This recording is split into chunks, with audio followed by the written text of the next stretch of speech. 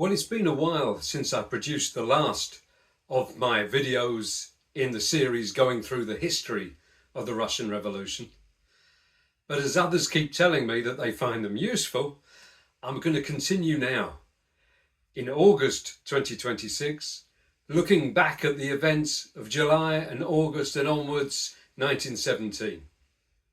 And in the last video, we looked at the month of the Great Slander, when the reaction poured down on the Bolsheviks after the defeat of the July days.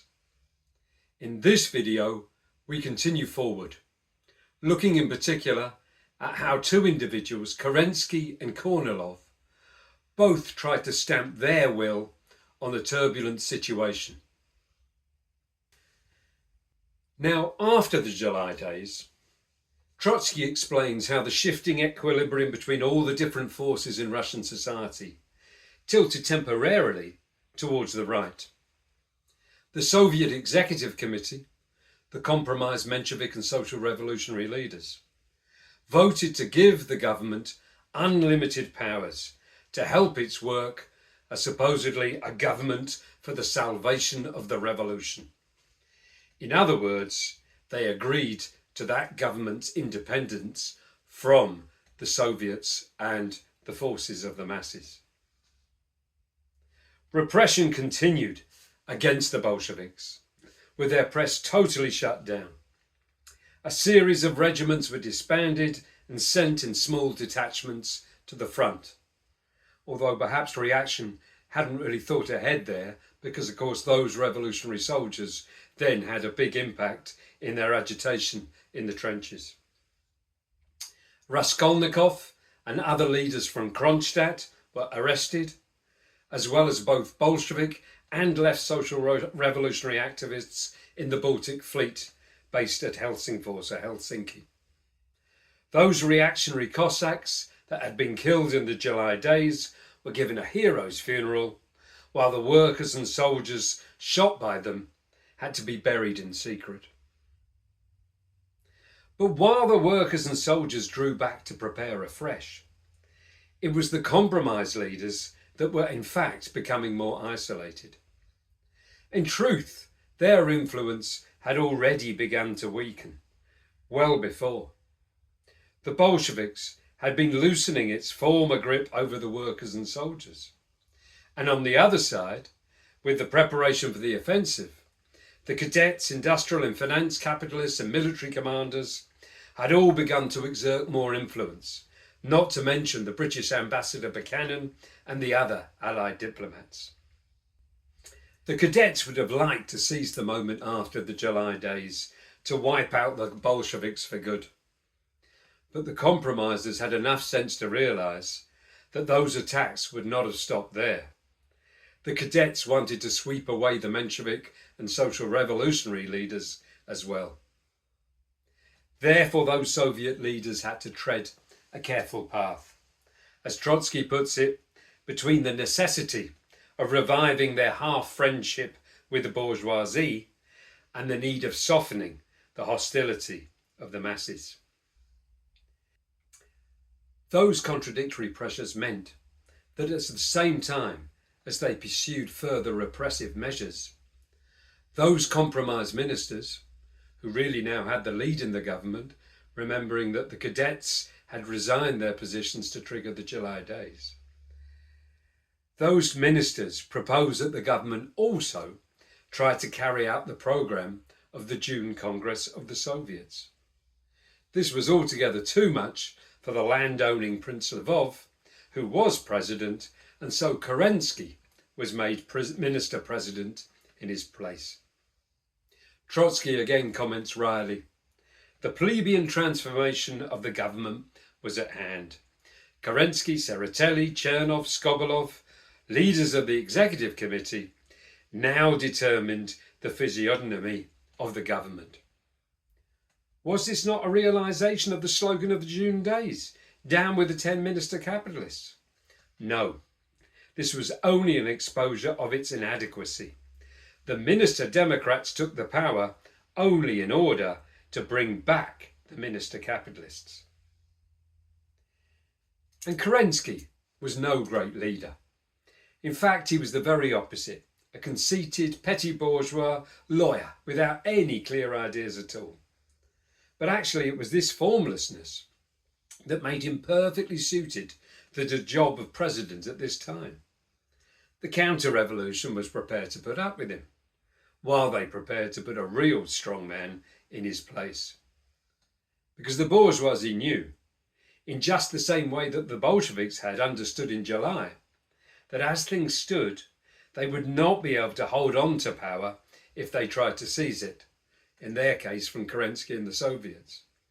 The balance of forces was still too even, the pressure of the masses still too great. So the dual power between the Soviet compromisers and the bourgeoisie and military was still present. But without now a coalition government, the antagonisms came more and more into the open. Out of the blue, for example, the Provisional Committee of the State Duma adopted a dramatic resolution against the government of salvation. In response, all of its ministers resigned, handing in their portfolios to Kerensky. But while both sides feared each other, they all feared the masses far more.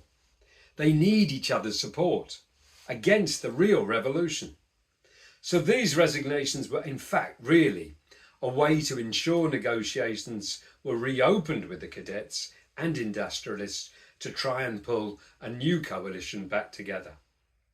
However, feeling their renewed strength, the cadets decided that they would strike a hard bargain. Trotsky puts it that the cadets laid down their own conditions: responsibility of the members of the government exclusively to their own conscience, complete unity with the Allies, restoration of discipline in the army, no social reforms until the Constituent Assembly, and Trotsky adds, wasn't actually written down, but that the demand that the elections to the Constituency Assembly be postponed was what they really wanted. The EC's response was simply to further attack the gains of the revolution. A fierce law was passed, outlawing industrial action on the railways. Tseretelli sent out instructions to prevent land seizures, or as Trotsky put it, that the government of the salvation of the revolution became, above all, a government of the salvation of the landlord's property. So having demonstrated their worth to the bourgeoisie, Kerensky signalled that they would accept the cadets' demands. But the cadets, in league with the generals, industrialists and so on, instead broke off negotiations. They wanted to make the compromisers squirm just a little bit more.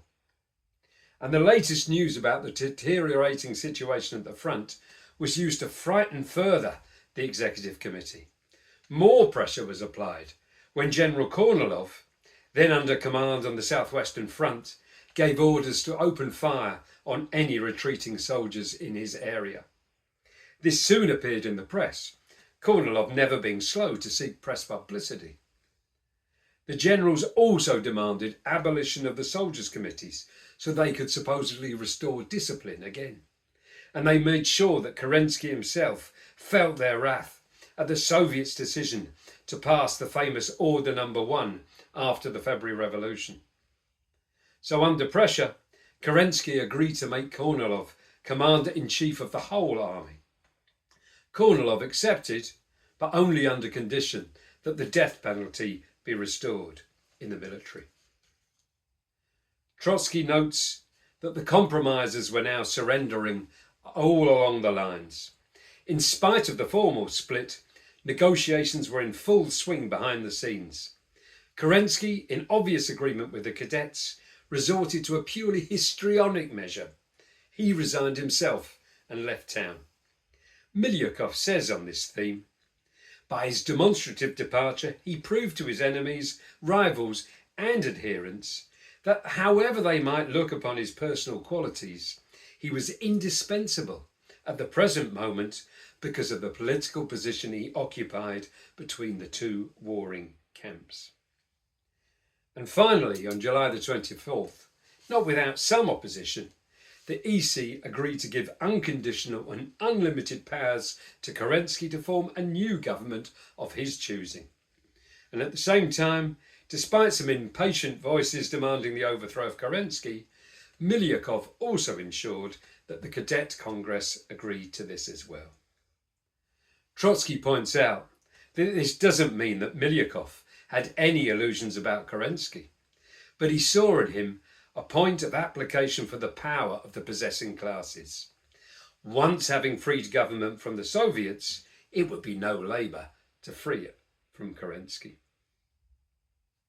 Now, Kerensky's new government consisted of various second and third-rate figures, but this was not the only difference between this and the previous coalition. Trotsky notes in the first coalition, formed on May the 6th, the socialists had been in the minority, but they were in fact masters of the situation. In the ministry of July 24th, the socialists were in a majority, but they were mere shadows of the liberals. Trotsky explains how Tsereteli actually stayed out of this new government, but only to free himself to act as the chief agent of the bourgeoisie in the Soviet itself. He lectured the Petrograd workers. If the coalition acted against the interests of the country, then our duty would be to withdraw our comrades from the government. It was no longer a question then of crowding out the liberals after using them up. It was a question of retiring in good season after finding out that you had been used up. Tsereteli was preparing a complete surrender of power to the bourgeoisie. And in this situation, the reaction was now on the offensive. The new Bolshevik paper, Worker and Soldier, was suppressed. Soldiers' committees were being arrested en masse. Agents of the reactionary monarchist Black Hundreds were freed from prison, while Trotsky, Lunacharsky, Kollontai and others remained behind bars. Congresses of all those who had previously been fearful to organise now took place with confidence.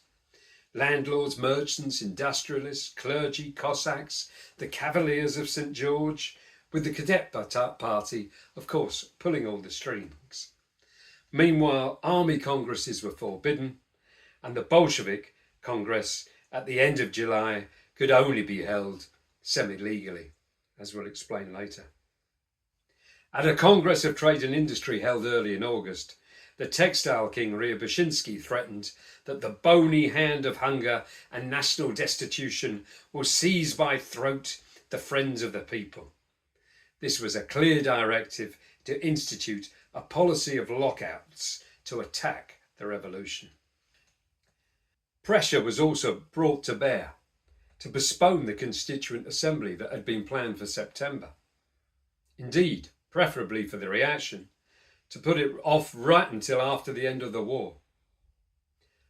Pointing to the attempted counter-revolutionary coup that was soon to come, as explained in a later lesson, Trotsky explains, "A compromise was found. The convocation of the Constituent Assembly was deferred to the 28th of November. The cadets accepted this postponement, although not without grumblings. They were firmly counting on certain decisive events happening during the 3 remaining months, which would shift the whole question of the Constituent Assembly to a different level. These hopes were more and more openly connected with the name of Kornilov."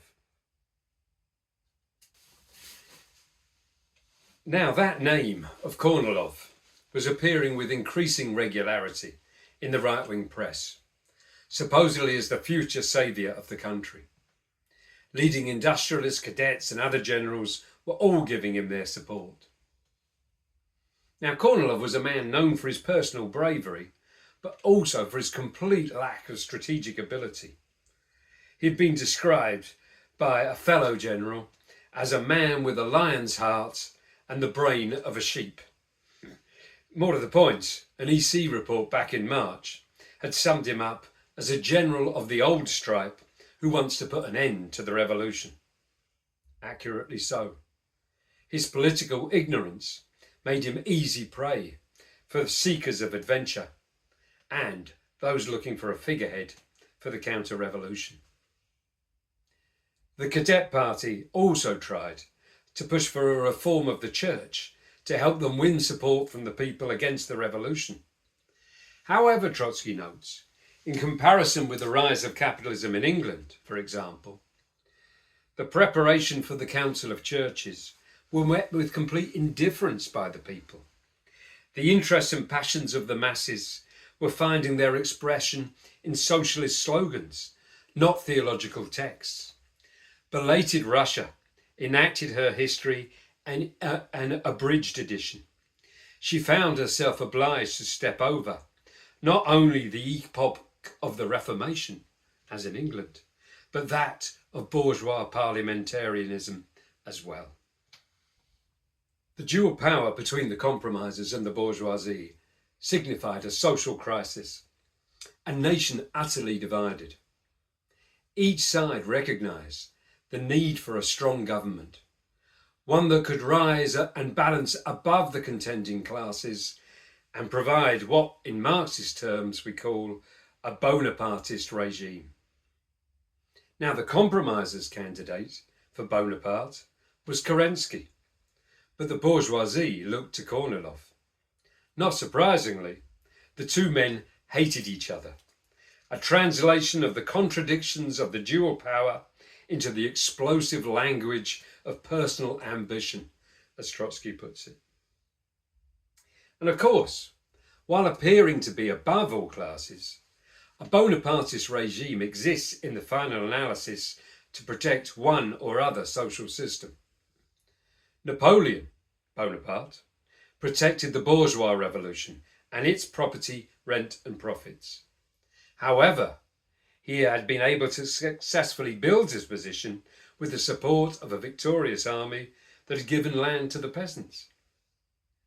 But Trotsky notes that the misfortune of the Russian candidates for Bonaparte was that they were confronted by a great revolution which had not yet solved its problems or exhausted its force. The bourgeoisie was trying to compel the peasant, still without land, to fight for the estates of the landlords. The war had given nothing but defeats. There was not the shadow of an industrial boom.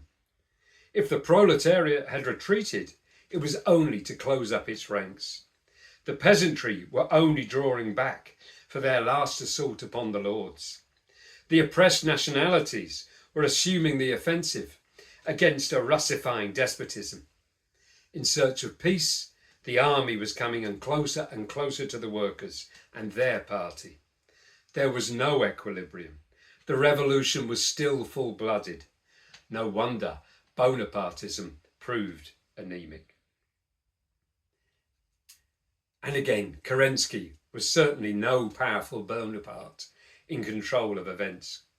He took his orders from Milyakov and Ambassador Buchanan. Kerensky refused to take action against the threat of reaction, while his government repressed the workers and soldiers. Trotsky observes, that is the moral of the opponents of violence in politics. They renounce violence when it comes to introducing changes in what already exists, but in defence of the existing order, they will not stop at the most ruthless acts. And the bourgeois strategists realised what a useful asset Kerensky was to them. He was able to give a little revolutionary colour to their counter-revolutionary policies. Again, Trotsky comments, quoting Lenin, "Imagine how it would have been if Guchkov had attempted to issue orders for an offensive, to disband regiments, to forbid congresses. But Kerensky could permit himself of this luxury, only, it is true, until he had squandered that incredibly quick-melting confidence which the people had placed to his credit." By August, however, a growing number of the possessing classes were losing patience at this failure of the cadets to overthrow Kerensky. It was, as I've already said, the mirror image of the workers' and soldiers' impatience with the Bolsheviks back in the July days. So let me conclude with this quote from Trotsky. "Just as out of the eagerness of the Petrograd masses arose the semi-insurrection of July, so out of the impatience of the property owners arose the Kornilov insurrection of August. And just as the Bolsheviks found themselves obliged to take the side of an armed direction, in order, if possible, to guarantee its success, and in any case, to prevent its extermination. So the cadets found themselves, for like purposes, obliged to take part in the Kornilov insurrection.